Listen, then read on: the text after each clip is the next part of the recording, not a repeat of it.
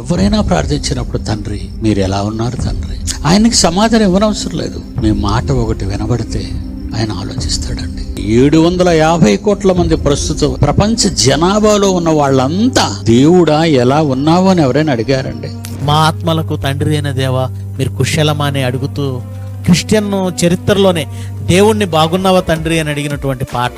మా ఆత్మలకు తండ్రి అయిన దేవా కుశలమా తండ్రి మీరు కుశలమా, కుశలమా తండ్రి మీరు కుశలమా.